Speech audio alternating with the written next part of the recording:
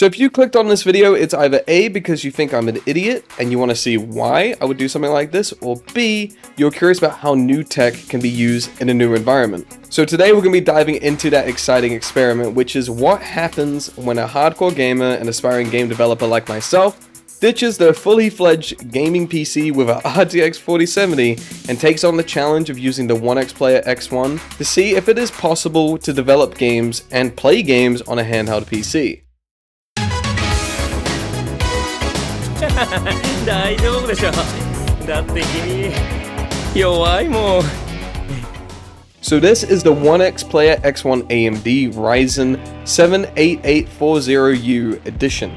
It's a 3-in-1 gaming handheld that comes with a free keyboard attachment and a back bracket. It also has a slot on the top for you to be able to use an external GPU, like the one that they have on their website, the ONEXGPU, which hopefully we might be able to show that off in a future video. Now, I'm actually not sponsored by ONEXPLAYER. They were kind enough to send this to me for free, but I am not being paid to endorse them by any means. ONEXPLAYER X1 AMD is definitely up there with one of the top handheld gaming PCs I've had my hands on. But can it really replace a desktop setup for game development and gaming?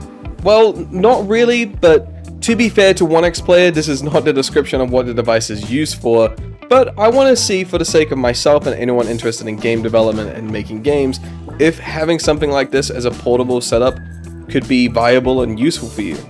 But first off, let's talk specs. The ONEXPLAYER X1 comes with an AMD Ryzen 7 8840U with a 10.95-inch display, 540 nit brightness, 10-point touch, comes with two detachable controllers that can connect to its own external controller mount, which can be connected by a USB dongle. The screen is 120Hz, which gives it a pretty high refresh rate, and the screen is 1440p as well, which is very, very good looking on a smaller display, despite being one of the larger displays you'll find with a handheld PC. In fact, I think this might be the biggest display I've used myself for a handheld gaming setup. It comes with up to 2 terabytes of storage. In this case, I have 1 terabyte, and a 65 watt-hour battery.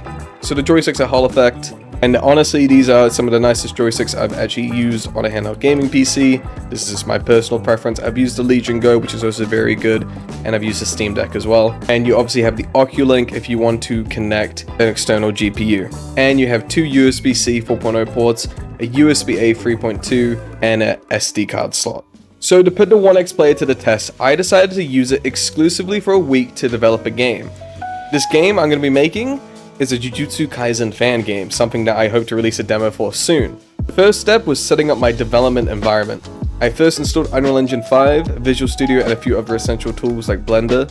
And the initial setup was smooth. I didn't have any issues with drivers or anything like that. But things started to get a little bit more interesting when I started working on this game. So Unreal Engine 5 loaded up without any issues, and I was pleasantly surprised by how well the ONEXPLAYER can handle it. For the sake of testing, I decided to not reduce any of the settings. I'm running at the max 30 watt TDP, and I'm running at 1440p on an external monitor while I was working on this, which is the same resolution as the screen that you'll be using on the device. Basic tasks like doing blueprints, importing assets, and level management was pretty seamless as it was on my desktop. However, as soon as the scene started getting a bit more complex and a bit more visually intensive, I did have to find out I have to reduce the settings from high down to medium or low.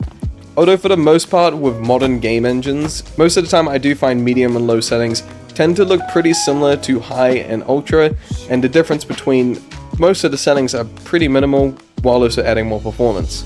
The ONEXPLAYER one is very powerful. It is not immune to the fact that thermals will get hot. This meant that extended development sessions caused the device to heat up, which did kick in the fans, which are pretty loud, but this is something I don't think will bother you. And in fact, I couldn't notice it until I took my headphones off and I was like, wow, must be pretty hot. And for the most part, I only found this to be the case of when I was running a really intensive AAA game like The First Descendant, or when I'm compiling a larger project file. Now let's talk about gaming. So I put it through its paces with some AAA titles and indie games. Games like Cyberpunk, The First Descendant, and Hades look fantastic on the large screen.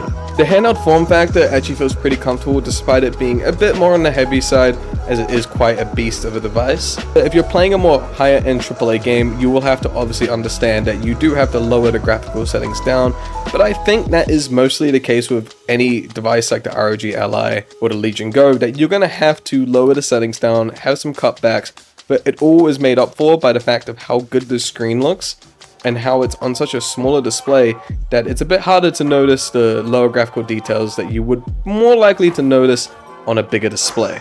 Playing indie games though, you can max that all the way up. You can max every setting out. For Hades, I was using a 15 watt TDP and had no issues playing the game at all on the highest settings possible. So back to the real world testing. I spent a week with this device and I developed a Jujutsu Kaisen fan game using Unreal Engine 5 on the ONEXPLAYER X1. I'm pretty happy with how it's looking. I hope to have a demo out soon. And the process was pretty smooth. And I honestly do think if I wanted to go day by day making games, that this is more than capable enough of a portable device for me to make games while on the go. Obviously, if you're someone who wants to make games, I would definitely recommend buying a full-on desktop PC if you have the money and you also have the space. But I can definitely recommend this device to someone who wants a portable gaming setup, as this will run pretty much most of your modern AAA games, albeit on lower settings. With FSR and other upscaling methods, I'm finding that we're seeing these handheld gaming PCs become far more viable and useful in day to day. So to answer the question from the beginning of the video, can you develop and play games on a handheld gaming PC? Absolutely, but it's not without its challenges. Game development is definitely capable companion for light to moderate tasks, but for more demanding workloads, you might miss the raw power of a desktop. As for gaming, it offers a fantastic experience for indie and moderately demanding games, but AAA titles might require some compromises. So to conclude, in the case of the ONEXPLAYER X1, it is an impressive piece of tech that honestly blurs the line between handheld and desktop gaming PCs, but it is not a complete replacement for high-end gaming rigs or a development workstation. But it is a versatile device that packs a punch in a portable form factor. And especially if you're someone who doesn't want a small screen and wants something a bit bigger, it definitely is helpful, especially when you put the keyboard attachment at the bottom. It definitely becomes like a little portable gaming machine. So if you are looking for a portable gaming solution that can also handle some development tasks on the go, like using Unreal Engine or Unity, I definitely think the ONEXPLAYER X1 is worth considering. Thank you all for watching this video. Be sure to leave a like and a comment, and to subscribe if you haven't already, and to let me know in the comments about what you think about handheld gaming PCs and the ONEXPLAYER X1. Could it replace your gaming PC? Until then, happy gaming, and I'll see you guys in the next one.